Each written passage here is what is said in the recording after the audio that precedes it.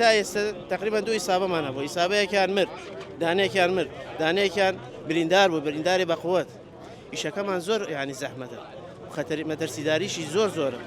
کۆمپانیای هەڵکەندی بیرە نەوتیەکانی سەر بە وەزارەی نەوتین دایرەیەکی لە دەواری وەزارەی نەوت لە کەرکووک، طبعاً شەریکی حەفر لە کەرکووک هەمانە و لە وەسەط هەمانە و لە بەسڕا هەمانە، یانی لەسەر ئاستی عێراق با بڵێن هەمووی تقریبا زیاد لە 8,000 کارمەندی تیا کارەکە، 8,000 موظف.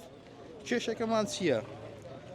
کۆمپانیای حەفر چەندێکە بە چەندەها ساڵە ئەتوانین بڵێن کێشەی حافزمان هەیە، حافز کە ئەبەسرێ لەگەڵ ڕاترمان. شەریکی حەفر حافزی وەکو شەریکاتی کە نییە، بۆی نەختێ بیگەن نە ئاستی شەریکاتی دیکە. مۆزوعێکمان هەبوو پیانەوە دەعمی ویزاری، پارەکەیان بۆمان زیاد کردو. ئێستا کێشەکەمان چیە؟ ئەمە هەموو مانگێ موافقاتی وێ، موافقات وەرەگرن بۆی دەعممان بۆ سەرفکەن ڕاتبمان نەختێ باش بێ. ئێستا چیان کردووە؟ ئەڵێن کێشەی ئەو دەعمە تەواو گەیشتە ئاسی ئیتر نەدرێ پێمان بیبڕن.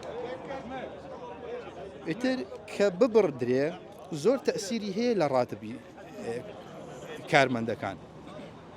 ئەوەی بۆ جەنابتان ڕوونیکەینەوە کۆمپانیای حەفر ئیشی گەلێک قورسە، ئەگەر بیتە سەر واقع بۆی خەڵکی بزانێ ئیشی کۆمپانیای حەفر وەکو ئیشی هیچ دائیرەیەکی کە نییە، قورسی ئیشەکەی وای لێکە ڕاتبی بەرزەوە بێ. ئێستا وای لێ کردو عەکسیان کردێتەوە. ئێمە کارەکەمان هەمووی مەترسیدارە، ئێمە هەمووی لەگەڵ ئاسنە، تعاملمان لەگەڵ ئاسنە لە دەشتا. ئەوەڵەن کە مەترسیەکان هەن سەردایە، گەرمایە، مەکینەکانە، ئاسنە. ئێمە ئیسا تا ئێستا تقریبا دوو ئیسابەمان هەبوو، ئیسابەیەکیان مرد، دانەیەکیان مرد، دانەیەکیان بریندار بوو، برینداری بەقووەت. ئیشەکەمان زۆر یعنی زەحمەتە، مەترسیداریشی زۆر زۆرە. ئێمە ئیشی حەفرە، حەفر وایە. کەستان هەبوو لە کاتی ئیشکردن و دوای ئەوەی بریندار بوو ئێستا کەم ئەندامە؟ والله ئەوەی تر ئەوە کەمەندامە بەڵێ، والله ئەوەی مەسەلەن نەزیفە بێ، مەسەلەن لایەکی هێشکێ کەمەندامە بێ، ئەوە لایەکی سەقەتە بێ. ئێمە زۆر زۆر کارمەندمان هەیە، ئەمەی زۆری تەقریرتبیان هەیە، تەقریرتبیان هەیە، ینی ناتوانین ئیشکەنی سەر لەسەر برج.